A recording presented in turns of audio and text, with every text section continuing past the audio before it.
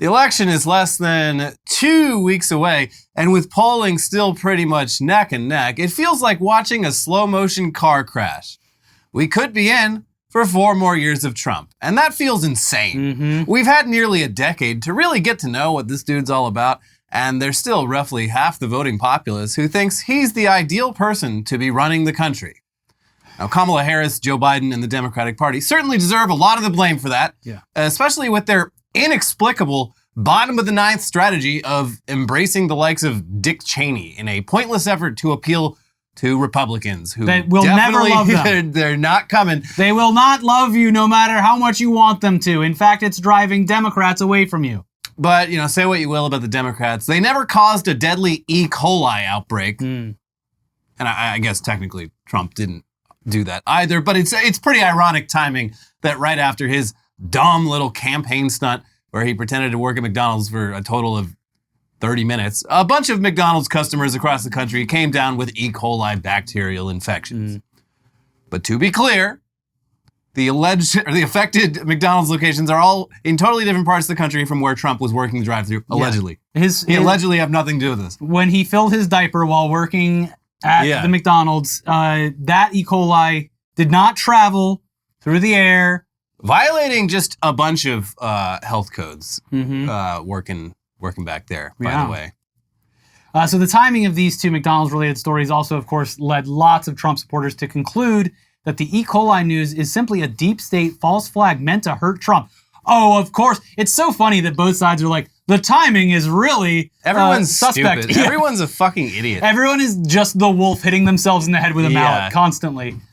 I mean, you'd think that if that were the case, they'd at least make the fake E. coli outbreak happen in the part of the country where Trump did his McDonald's stunt.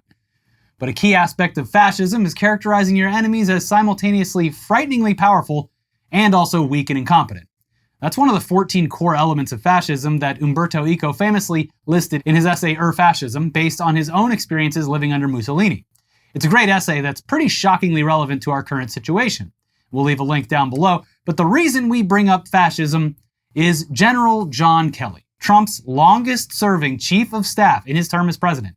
And that guy, John Kelly, just straight up called Trump a fascist this week. So, again, over the past couple weeks, we've been very cautious to keep throwing that word around, but it kind of encompasses everything that Trump is going for, and it's scary. Definitely some parallels. And also, a lot of people in his prior administration have come out and said such things, and now this guy is just straight up saying it. Yeah, so I mean, of course, plenty of people have been calling Trump a fascist for a very long time. But this is a guy who worked with Trump on a daily basis in the White House for 1.5 years, which is an eternity in working for Trump. That's so many Scaramucci's. Yeah. And before that, he spent 6 months running the Department of Homeland Security. And this guy, at least at one point, was happy to not only serve under Trump, but also directly help him implement shit like the border wall and the Muslim ban, especially when he was at DHS. So this is a guy whose political beliefs line up pretty well with the Trump agenda, and he's still warning everyone that Trump is a fascist with no respect for the Constitution. In response to a question about whether he thought Mr. Trump was a fascist, Mr. Kelly first read aloud a definition of fascism that he had found online. Well, looking at the definition of fascism, it's a far-right authoritarian, ultra-nationalist political ideology and movement characterized by a dictatorial leader, centralized autocracy, militarism, forcible suppression of opposition, belief in a natural social hierarchy, he said. Mr. Kelly said that the definition accurately described Mr. Trump. So certainly, in my experience, those are the kinds of things that he thinks would work better in terms of running America, Mr. Kelly said. He added, certainly the former president is in the far-right area. He's certainly an authoritarian, admires people who are dictators. He has said that. So he certainly falls into the general definition of fascist, for sure. He certainly prefers the dictator approach to government, Mr. Kelly said. Mr. Trump never accepted the fact that he wasn't the most powerful man in the world. And by power, I mean an ability to do anything he wanted, anytime he wanted, Mr. Kelly said. I think he'd love to be just like he was in business. He could tell people to do things and they would do it, and not really bother too much about what the legalities were and whatnot, he said. Mr. Trump's recent comments about using the military against what he called the enemy within were so dangerous, he said, that he felt he had to speak out. And I think this issue of using the military to go after American citizens is one of those things I think is a very, very bad thing. Even to say it for political purposes to get elected. I think it's a very, very bad thing, let alone actually doing it, Mr. Kelly said. Mr. Kelly said that Mr. Trump was repeatedly told, dating back to his first year in office, why he should not use the U.S. military against Americans and the limits on his authority to do so. Mr. Trump nevertheless continued while in office to push the issue and claim that he did have the authority to take such actions, Mr. Kelly said. And yeah, there's a lot more there. He says that Trump fundamentally doesn't understand basic American values, the Constitution, or the role of the president, and that all he really cares about is how loyal people are to him. I mean, we've all seen this. We know who Trump is. It's just... This isn't a theory. We've seen it happen. He says Trump is grossed out by disabled veterans and called wounded or killed soldiers suckers and losers and is incapable of empathy. But where it gets really crazy is right here. Mr. Kelly confirmed previous reports that on more than one occasion, Mr. Trump spoke positively of Hitler. Quote, he commented more than once that, Hitler did some good things too, Mr. Kelly said Mr. Trump told him. Mr. Kelly said that Mr. Trump had little appreciation for history. I think he's lacking in that, he said, but said that he would still try to explain to Mr. Trump why those comments about Hitler were problematic. First of all, you should never say that, Mr. Kelly said that he told Mr. Trump. But if you knew what Hitler was all about from the beginning to the end, everything he did was in support of his racist, fascist life. Philosophy. So that nothing he did, you could argue, was good. It was certainly not done for the right reason. Mr. Kelly said that would usually end the conversation. But Mr. Trump would occasionally bring it up again. Hey, John! You know that Hitler guy we were talking about? You said he had some good ideas too, right? No, this is... Fucking yikes! Yeah, yikes! Insane. When people tell you who they are, listen, god damn it! Yeah, it's very annoying that this is brushed away so easily because of everything else that's going on. This is crazy. We've been so worn down by this man and his fucking bullshit for so goddamn long. That his longest running chief of staff has firsthand experience. Yeah, he's a fascist and he wants to be like Hitler. Yes. Why isn't anyone listening to me? Yeah, well, I don't know. Groceries are kind of more expensive. Mm-hmm. Have you seen the price of eggs? Mr. President, when I started mining Bitcoin in my basement, my electricity bills went through the roof. What are you doing to stop this? So yeah, Kelly expanded on this in another interview with The Atlantic.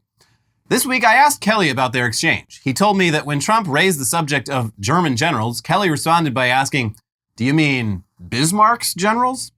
He went on, "I mean, I knew he didn't know who Bismarck was or about the Franco-Prussian War. I said, do you mean the Kaiser's generals? Surely you can't mean Hitler's generals." And he said, yeah, Hitler's generals. I explained to him that Rommel had to commit suicide after taking part in a plot against Hitler. Kelly told me Trump was not acquainted with Rommel. I would have fired his ass. Plotting against me? No, thanks. And that article, it goes into a lot more, it's more focused on Trump's alleged disrespect for the troops. Well-noted disrespect for the troops. Including an anecdote about him offering to pay for the funeral of a murdered soldier, and then later, upon hearing how much it would cost, telling a room full of staffers, "Doesn't cost $60,000 to bury a fucking Mexican. Don't pay it." Now, with that one, everyone's denying it, including the family of the dead soldier, who seem to still be fully on the Trump train. But someone says they were there and says they heard it. But yeah, the reaction to the Hitler's generals stuff, which I'd say is even worse than that, has been a fun mix of, he never said that, and, well, here's what he actually meant when he said that. With Fox News' Brian Kilmeade doing a little bit of the latter. And I could absolutely see him going out, you know what? It would be great to have German generals that actually do what we asked them to do, knowing that's a third, maybe not fully being cognizant of the third rail of German generals who were Nazis and whatever. But he was frustrated with the slowdown of It wasn't just a slowdown, it was insubordination. When you're on your Republican-sided major national news network defending a presidential candidate who talked positively of Hitler, I think you've kind of lost. And also, there's rumors now, as we film this, of some career-ending thing that's going to come out about Trump, and it's this is already out there. This should be career-ending for Trump. Well, that John Kelly, he's just trying to become famous. He did devote 4 40 years of his life to military service. Yeah, he's trying to, he's clout chasing.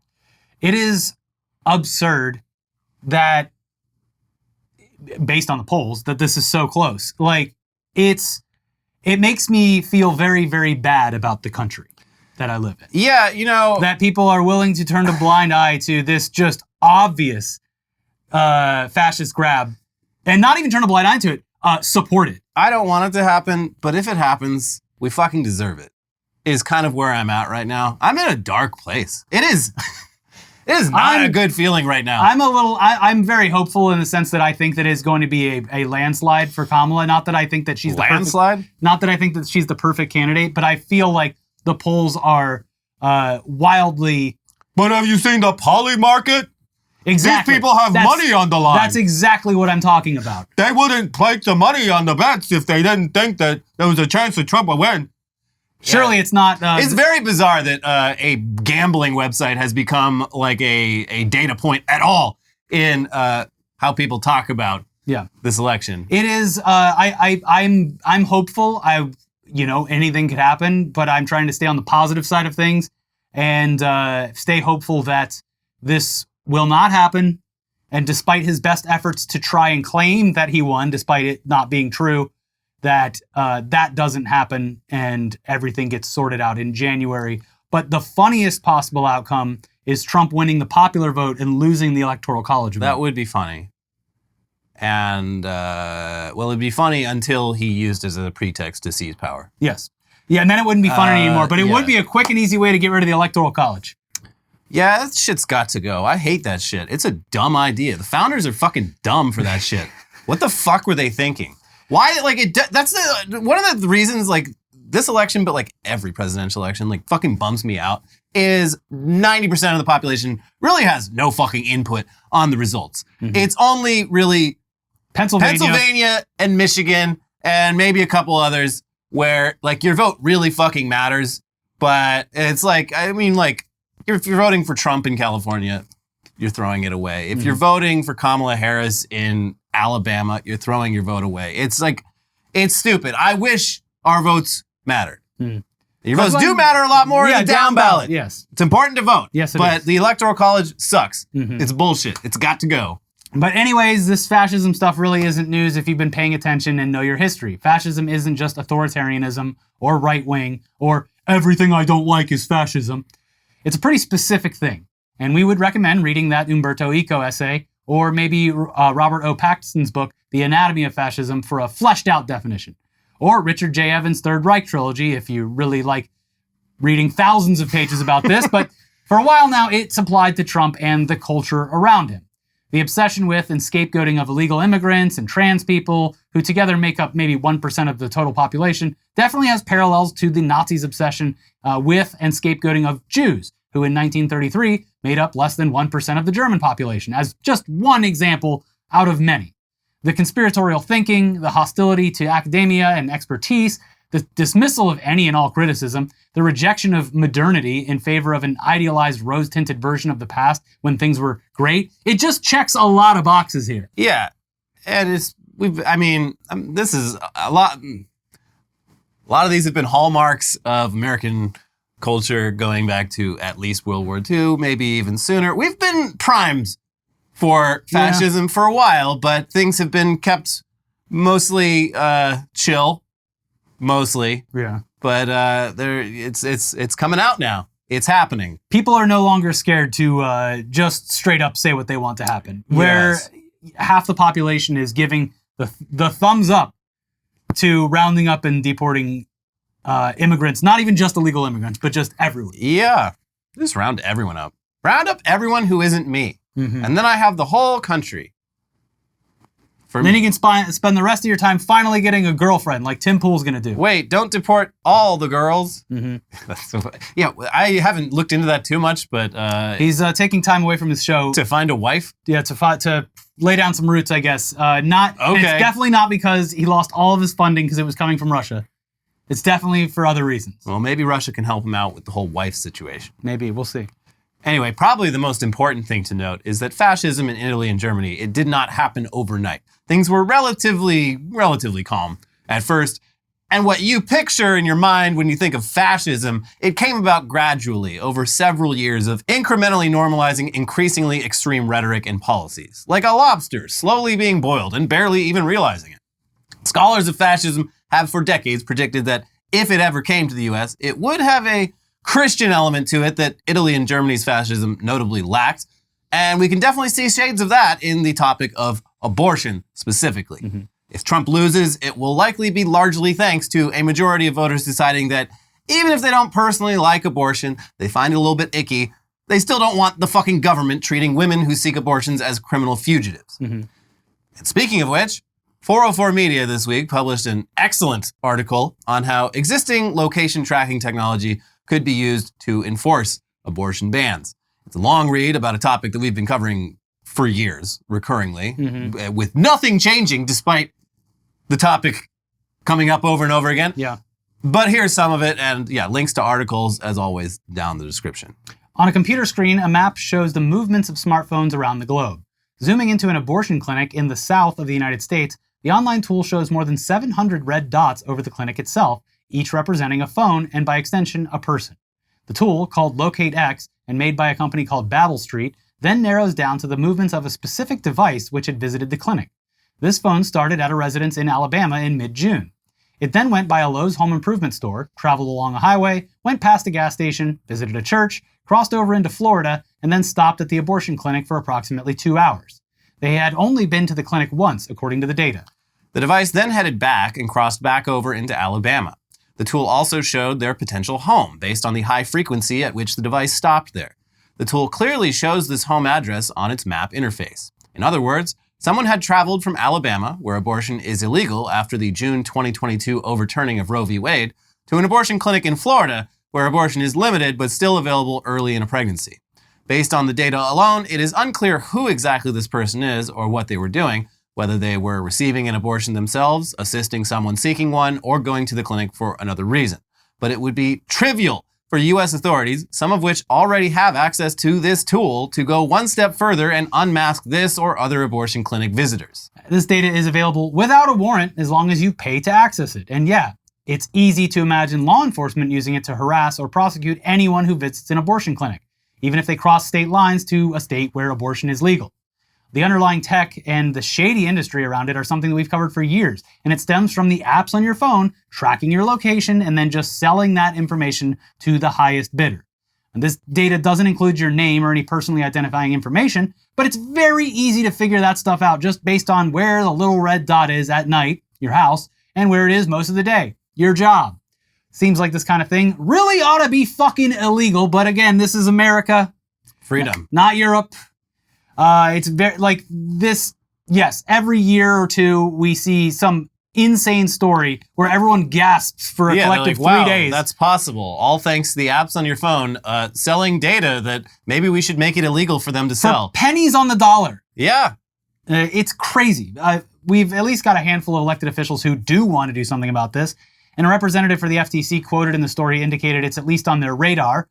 But for now, without laws directly addressing this shit, it's perfectly legal and has the potential to be a very useful tool in enforcing strict abortion laws.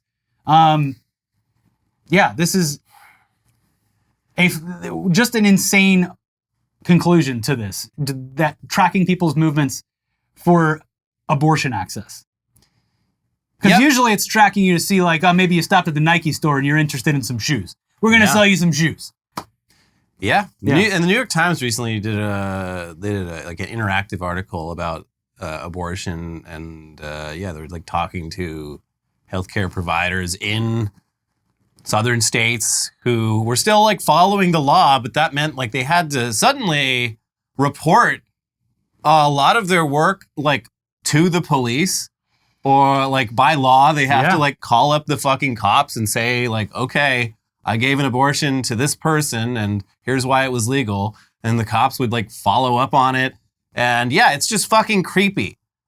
And yeah, like a bunch of these doctors were just like, I had to move. I can't fucking live like this. Yeah. And that's what they want. That's what they want. And shit like this, it's like, it's bad enough if they do it, but just like the possibility that they could do it. It's a threat. That's also very useful to them. Yes. But speaking of the FTC, they have been surprisingly great under the leadership of Chair Lina Khan. And it would be genuinely a shame if Kamala Harris won the election and then appointed someone else to run it. Don't you fucking do it, Kamala. A lot of her big money donors to the Harris campaign, and particularly the ones from big tech. Even Mark Cuban. Mark Cuban, it sounds like Tim Cook. He does not like that Lina Khan. They clearly want Lina Khan gone. They've been vocal about that. And that should be very obvious that she's doing a good job. Yes. Mm-hmm. But recent reporting indicates that there's at least pressure within the campaign to keep her in the role for another term. So I guess we'll see. Make the right decision. In any case, Lina Khan isn't waiting around to see what happens and is continuing to issue decisions that, to your average non-billionaire, should seem like basic common sense shit that everyone can agree on. For starters, they're going after John Deere, which for years has pissed off right-to-repair advocates and farmers by making it impossible for farmers to repair their own farm equipment. You gotta call up John Deere, you gotta take it to a registered service center. It's a fucking tractor, why do I have to do this shit? Come on! And also this week, the FTC's rules banning fake online reviews went into effect, with violators now potentially facing steep fines for contributing to what's become an epidemic in online shopping that makes it fucking impossible to tell whether a product is worth buying or not. So now, that's a crime. So yeah, it's not all bad news this week. I mean, it is mostly bad news, though. In fact, that's the only good news you'll be hearing from us today. Sorry, not our fault. Not our fault. I didn't. But I don't make the news. I just report it. I will never apologize for reporting the news. But yeah, they got the click to cancel coming up. They got that last week. They're very cool. Clamping down on fake online reviews is going to be great. In theory, if it works and everyone does start getting fined. It's just so cool when the government like does stuff and it's good. Yeah, it's exciting. A rare treat. But there's more bad news coming up because we haven't even talked about Elon Musk yet today. Elon! But before we get to that, some good news for us is that this channel is sponsored, this episode's sponsored by Mint Mobile. With big wireless providers, what you see is never what you get. Somewhere between the store and your first month's bill, the price you thought you were paying magically skyrockets. With Mint Mobile, you'll never have to worry about gotchas ever again. When Mint Mobile says $15 a month when you purchase a 3-month plan, they mean it. Tired of your mobile provider's complicated bills, fees, and upcharges? Don't you just wish your provider could be straight up about that stuff? Well, with Mint Mobile, say bye-bye to your overpriced wireless plans, jaw-dropping monthly bills, and unexpected overages. Mint Mobile is here to rescue you with premium wireless plans starting at $15 a month. All plans come with high-speed data and unlimited talk and text delivered on the nation's largest 5G network. Use your own phone with any Mint Mobile plan and bring your phone number along with all your existing contacts. Ditch overpriced wireless with Mint Mobile's deal and get 3 months of premium wireless service for $15 a month. To get this new customer offer and your new 3-month premium wireless plan for just $15 a month, go to mintmobile.com/newsday. That is mintmobile.com/newsday. Cut your wireless bill to $15 a month at mintmobile.com/newsday. $45 upfront payment required, equivalent to $15 a month. New customers on the first 3-month plan only. Speed slower above 40 gigabytes on unlimited plan. Additional taxes, fees, and restrictions apply. See Mint Mobile for details. And this episode is sponsored by Huel. Don't have time to prepare a complete balanced meal? Huel has you covered. Huel, spelled Huel, is the world's #1 complete nutrition brand trusted by millions. Head to Huel.com now to place your first order of this ultra-convenient, nutritionally complete meal. Whether it's for busy mornings, late nights, or powering through a hectic schedule, Huel's ready-to-drink meals are the easiest way to get all the nutrition you need in seconds. And right now, you can try it for 15% off using our exclusive code TechNewsDay15. Fuel up the easy way with Huel today.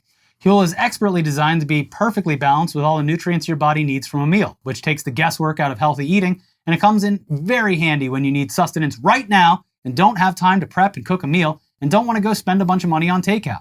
Huel shakes come in either chocolate or vanilla, and they actually taste like a milkshake while still somehow managing to be low in sugar. And Huel is incredibly affordable, with high-protein meals less than $5. And with the ready-to-drink Black Edition, our personal favorite, you get 35 grams of protein in each bottle, plus 27 vitamins and minerals. This is great. Came in very handy. This very morning, I was like, I want to go to the gym in an hour. Ah, crap. I'm out of eggs. Yep. How do I get the protein that my body craves? I've got Huel. Forget to prep something for the morning the night before. it has been very convenient to just grab that and then go on my runs. Yeah. Access to quality, quick and easy meals has never been this easy or tasted this good. Don't believe me? Take the leap and join the community of Hooligans. Hooligans! With this exclusive offer of 15% off with the code TechNewsDay15 at Huel.com. That's 15% off with the code TechNewsDay15 at Huel.com. Unlock a healthier, easier way to eat with Huel. Nutritionally complete meals in minutes so you can focus on what really matters. All right, back to the news now. And yes, get in here, Elon. It's time. I'm doing an X. You see, it actually looks pretty cool because when I jump in the air, I'm performing the letter X. Yeah, it's very cool, Elon. We all knew that, and it still looks very, very dumb. We're going to finally take Andrew Jackson off the $20 bill, and we're going to put Elon jumping in an X. That's right. On the money. So Elon's full-throated Deep-throated.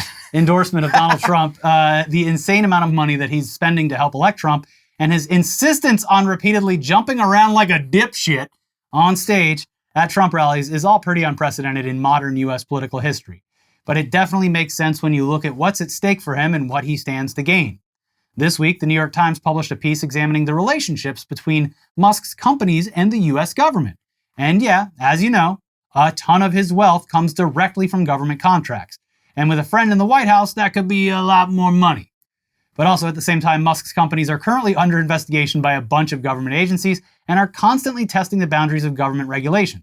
And a Trump presidency has the potential to just make all that go away.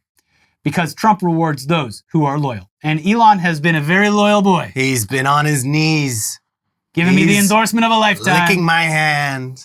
But yes, if you haven't seen the clip, potential Vice President Tim Walz called Elon Musk a dipshit. Well, look, I'm not going to waste all the time I'm in. I'm going to talk about his running mate.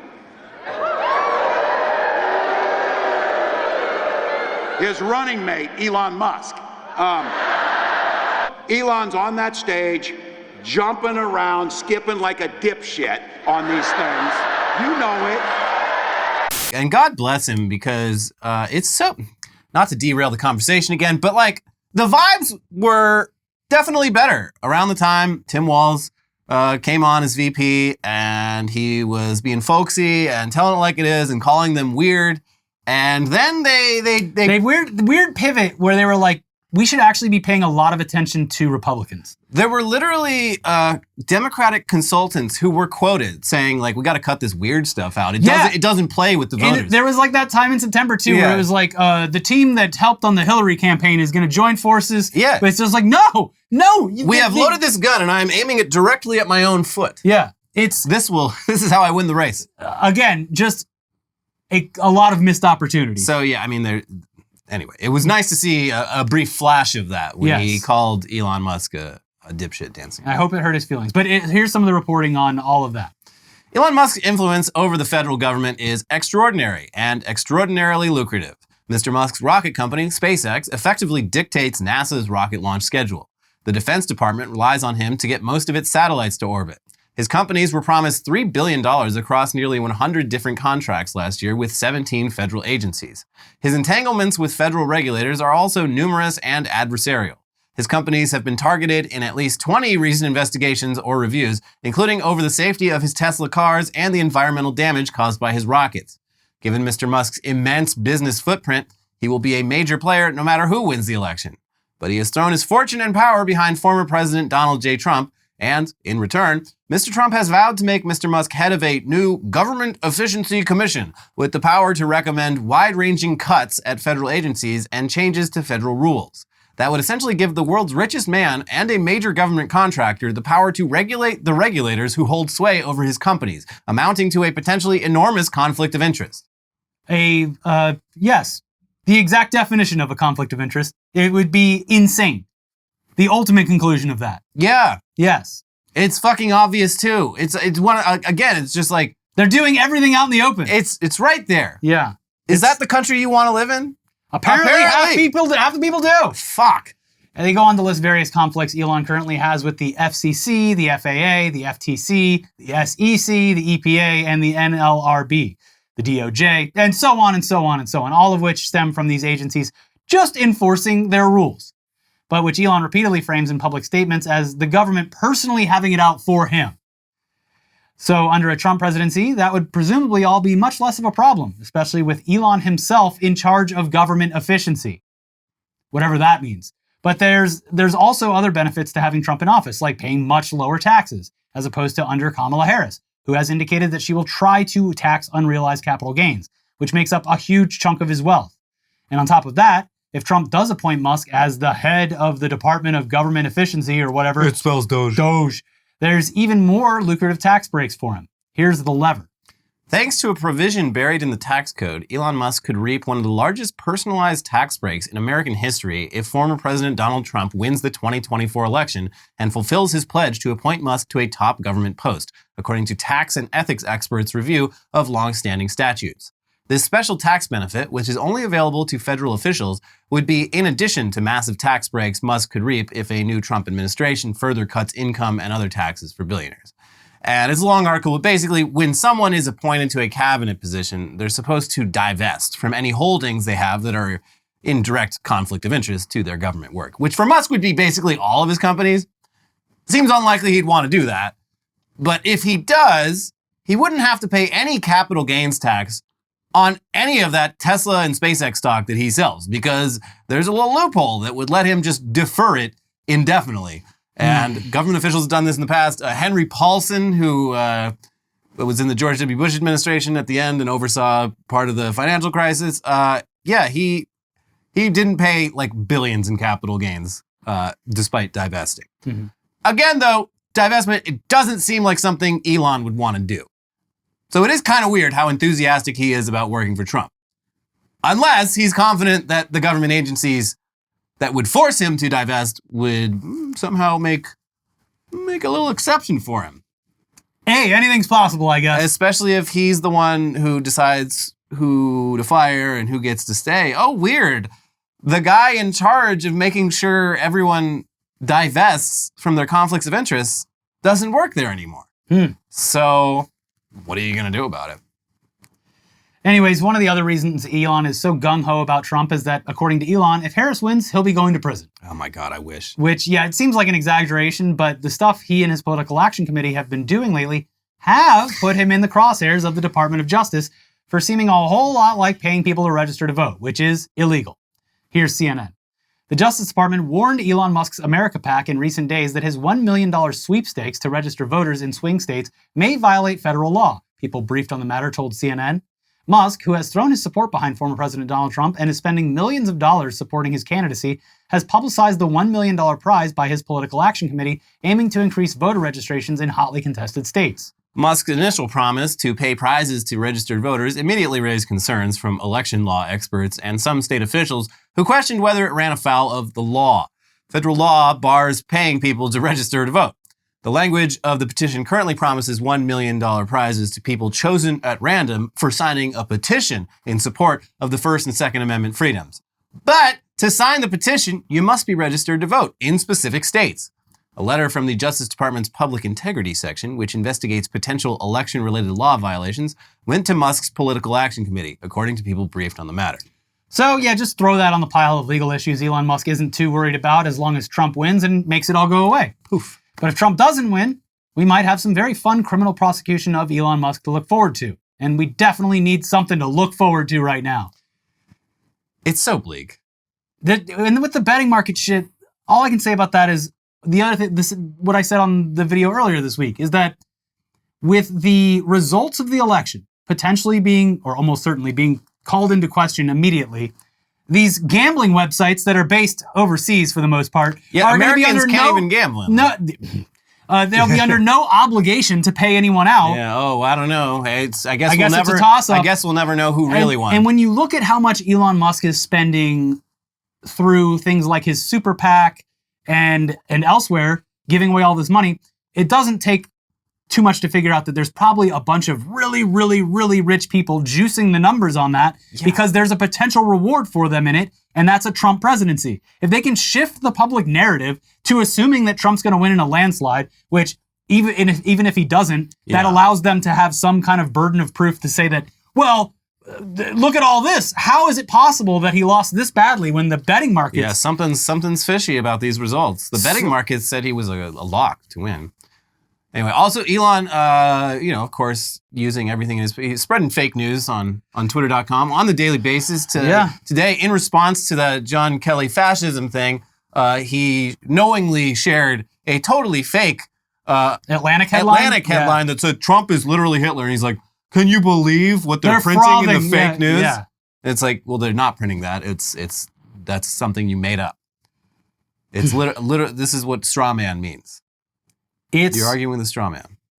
It's wild. And got community noted, I think, but I'm not sure the note's there because he's Elon. Doesn't matter. He can make that go away. Yeah, very easy. Anyways, if you missed it, we have more of the same over here. You know what you're getting into. We got Trump working at McDonald's. Rock and roll McDonald's. Donald Trump McDonald's. Has anyone made the Mac Tonight connection to Trump yet? Because they're both fascists. No, not Mac Tonight. No, he was appropriated by the alt-right. Yeah, but that was brief. I think it was, but it didn't stick. No, Mac Tonight, he's a good boy. But speaking of things that rhyme with that, Arthur Knight was on Weekly Weird News. Knight. So check out both of those episodes. But before you do, make sure you like the video. I forgot to say it. Please don't make me regret accidentally missing saying it.